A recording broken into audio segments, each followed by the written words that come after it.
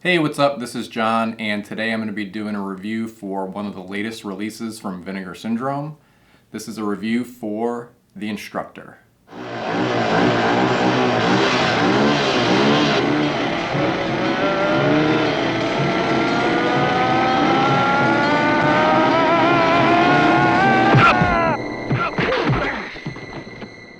So The Instructor is spine number 44 in Vinegar Syndrome's archive line, which is one of their many sub-labels. And mostly what you need to know about that is these specifically come in this nice hard case. They all come with a poster, and they're all limited to generally around, like this one, about 5,000 copies. I know how you feel, but I don't know where you get your strength from. Yes, you do. So The Instructor is a martial arts extravaganza that is shot regionally in Akron, Ohio, and a little bit of it was also shot in Colorado. It appears that the shooting mostly took place in the 1970s, but as you learn from some of the supplements, was finished up a little bit later. That's the Colorado stuff. And ultimately the movie is released in the early 1980s. Right off the bat, I want to say this right here is the type of release that I'm always hoping for when I get a package from Vinegar Syndrome. This one is not included in the subscription, but it is one that you get a discount on when you subscribe, and that makes it a little bit easier to roll the dice on it, because probably for most people, so many of these movies are blind buys. You jocks take karate from me, you'll be the meanest bastards on campus, if you can take the training. $25 a month. Cheaper than any place in town. And it can be really tough to figure out which ones are going to hit the spot for you. Because one thing I've seen over the years is that everybody's got totally different favorites when it comes to Vinegar Syndrome. I love this one quite a bit, and part of the goal of this review is just to give some context as to where it falls in their catalog and to help you decide if it's one that's going to work for you. So this movie's totally weird. It's an excellent time capsule of mostly the 1970s, and it's a really ambitious and just kind of admirable film. Like a lot of martial arts movies, the main character, who we only know as the Instructor, is a very focused, I wouldn't say that like stoic is quite right in describing him, but he is a man who seeks the moral high ground in any given situation, and he knows that revenge and seeking vengeance aren't going to cure heartache. He is a guy who is looking for the way, and for the most part finds it. I suppose we talked about this, huh? No.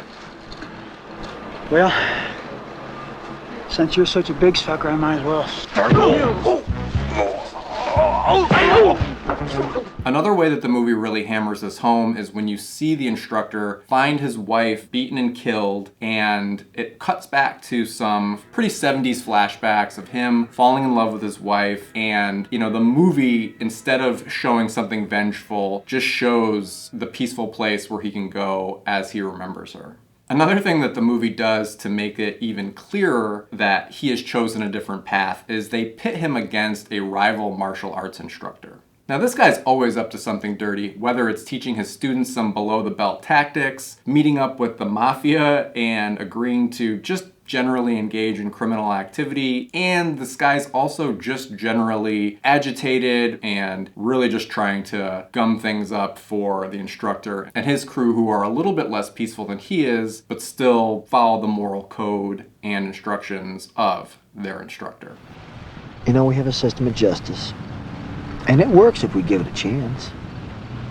So ultimately, as you might expect, the Instructor does get pushed to his limit. And this leads to a finale that has a spectacular car chase, a pretty epic karate fight in a waterfall, and a river that ends up involving chainsaws and falls from great heights. It's pretty awesome. But of course the Instructor, who has chosen peace for most of his life, ultimately isn't happy that he's made the choice to let his emotions get the best of him, and the ending as a result ends up being a little bit different than you might expect from this type of movie, and there is some real accountability involved. On the back of the disc, the copy here makes some nods to some other Vinegar Syndrome releases such as Champagne and Bullets and Death Promise. Now if you've seen both of those and you liked them, you're definitely barking up the right tree here with the Instructor. Now this bad boy, Champagne and Bullets, has been long sold out and is in this same VSA limited edition line. And then Death Promise, I think, I'm not sure if it still has a slipcover, but that one is still available on their site. And this one I would highly recommend checking out. I think this is the one that's probably closest to. Champagne and Bullets is a little bit more ridiculous, more of a vanity project because it's written and directed and starring all one guy. Whereas in The Instructor, while it's still a movie that's written, directed, and starring the same guy in a supporting role, he has a lot of reverence for his real life instructor, Bob Chaney. And when others like Don the Dragon Wilson were recommended for the title role, he's like, Don the Dragon Wilson is not my instructor. Bob Chaney is my instructor. So he's got a lot of love for him there. It's a selfless love. It's very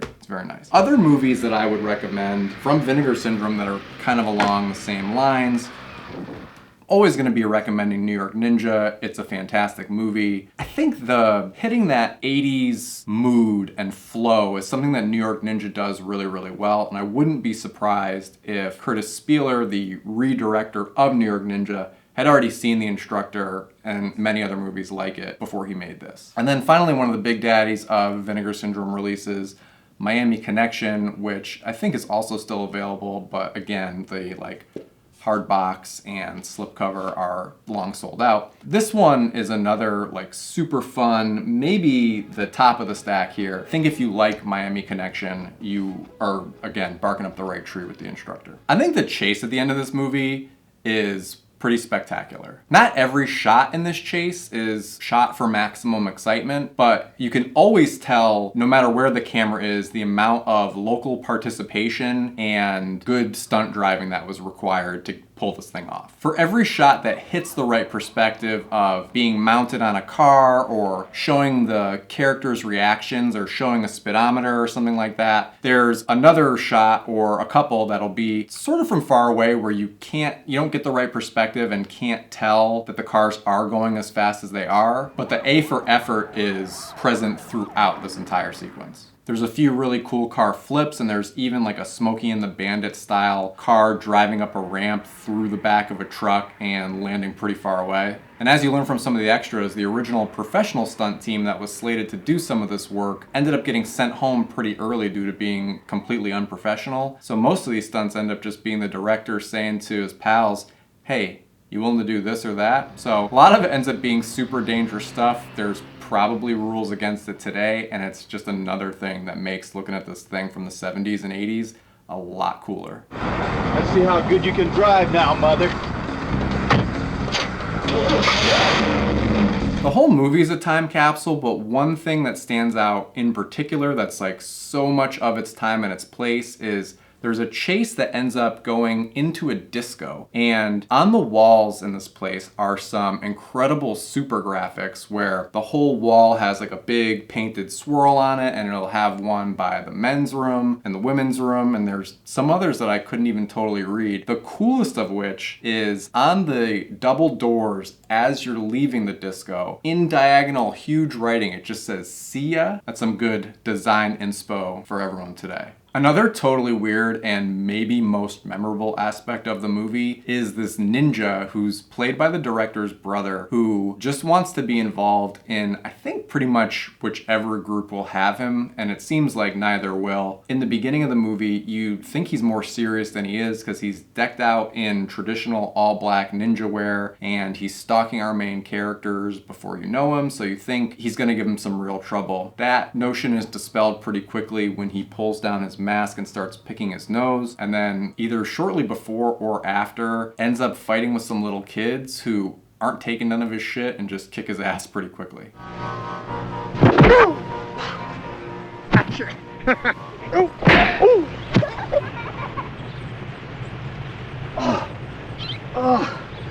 You should have hit me. I was only kidding you kids. Wasn't funny, mister. We're just little kids. There's also a scene where he's coveting some big martial arts trophies, and the movie goes totally weird with him and listens to his inner monologue as he does it, and the music kind of cuts out, and there's this other sort of dreamy music over his thoughts. Maybe if I had this in my window, all the bullies in the neighborhood wouldn't bother me. They'd be afraid of me. And and just kind of trippy in its execution. I think that the release itself of the Instructor is great. It's got this great new artwork, and as all of these VSA releases do, it comes with a two-sided poster. And again, with Vinegar Syndrome stepping up their booklet game, we have got a pretty sweet little booklet in here with a great essay that definitely works with some of the other information that you get on the disc. Stick around, you learn something new every day. Thanks, I will. There's not a ton of special features. There's just one interview with the director and a commentary with him, but I kind of feel like that's all you need. You do learn too that a lot of the people who participated in this movie have already passed away, so I think that his interview is great. I couldn't find my butt in the dark with both hands. Second, I'd put the booklet, and third, I'd put the commentary, because the commentary ends up having a lot of the same information, but is just drawn out. It's also a solo commentary with just the director, and I think that sometimes having a moderator can help push the questions into a slightly more interesting territory, basically in the way that the interview ends up getting all the good questions and having all this information really nicely condensed. Some of the cool stories you hear on here are that like Muhammad Ali was gonna have a cameo in this movie, and you find out why that went awry. There's also a bunch of stories that the director tells about kicking some stuntmen off the movie because they were just drunk and stoned the whole time. You know, he also talks about how when he handed this movie in, the people who were going to distribute it ended up wanting some reshoots, so that's why part of the movie is filmed in Colorado and is responsible for the extended period of time from its start to its ultimate release. If nothing else, this movie is just super charming. It's got some good fights, it's got some good stunts. So if you enjoy some of those other movies that I mentioned, and just in general enjoy some lower budget stuff, some DIY martial arts, regional charm, any of that stuff, I think that The Instructor is a safe bet to pick up from Vinegar Syndrome, and I think you'll have a lot of fun with it. Thanks for checking out this review. If you've seen The Instructor, or any of the other movies that I mentioned in this review, please let me know down in the comments below. I would love to hear what you thought. If you haven't subscribed to the channel yet, please do, and please give this video a thumbs up if you liked it, and I will see you next time. Have you tried any boogeymen lately? Have you?